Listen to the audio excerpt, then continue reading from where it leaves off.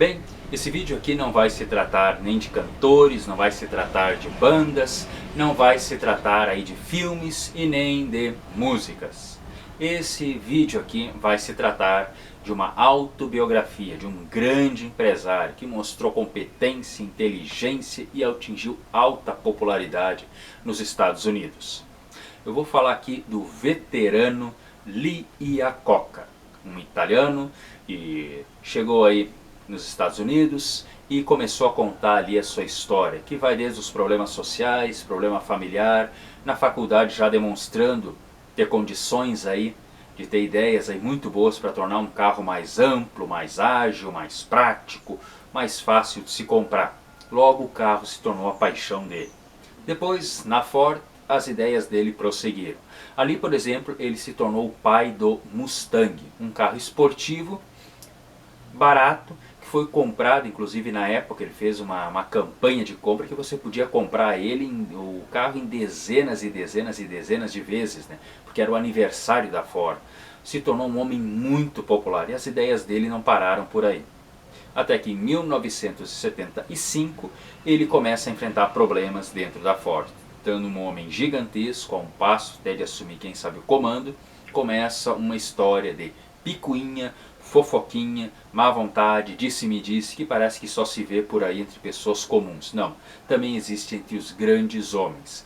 Liderado contra ele, nada mais nada menos que Henry Ford. Eu não lembro se é o filho ou se é o neto, que começou simplesmente a pegar no pé dele, tirar poder, demitir os amigos dele, destratar as pessoas que se aproximavam dele. Foram cerca de 3 anos, até que em 78 todo esse drama aí não foi mais suportável e ele acabou sendo demitido. A demissão dele, é claro, deixou muita gente sem entender a situação. Tempos depois, ele conseguiu voltar para a área automobilística, que ele queria, a Chrysler, que infelizmente demonstrava aí considerável problema de qualidade, problemas administrativos e uma dívida gigantesca. Mas era o que o seu Lee Iacocca sabia fazer, surpreender com boas ideias. Ele foi lançando carros, ele foi demitindo, eles tinham cerca de 25 diretores, nem vou dizer quantos gerentes e executivos ele tinha, que era uma verdadeira multidão. Ele foi botando a casa em ordem, foi enfrentando o governo para conseguir mais dinheiro, foi se impondo até que em 83 o nome dele voltou a estar de novo no topo dos empresários mais práticos e inteligentes da sua área. Depois ainda se deu o trabalho, né, nos anos 80, de ajudar na grande campanha de consertar, digamos assim, restaurar a Estátua da Liberdade, que já estava mais para lá do que para cá, parecia a Torre de Pisa, já estava meia torta, né? Mas ele não faz apenas isso. É claro, é uma autobiografia. Ele se autoelogia a todo tempo.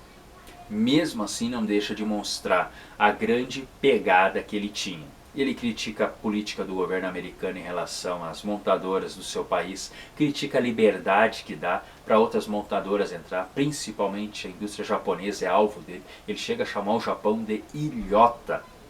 Ele também critica o consumismo americano, que às vezes não aceita que um carro americano seja mais leve, seja mais econômico, seja mais espaçoso, mas vai comprar um carro estrangeiro, do estrangeiro aceita.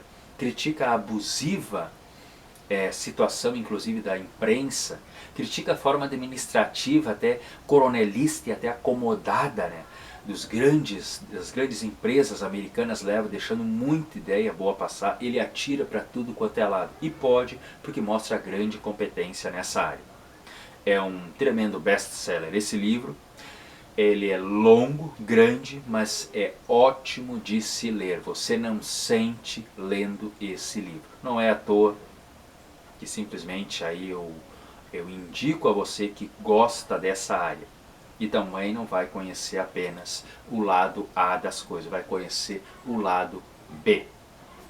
Esse vídeo da indicação aí, da autobiografia do livro de Lee Iacocca vai ficando por aqui.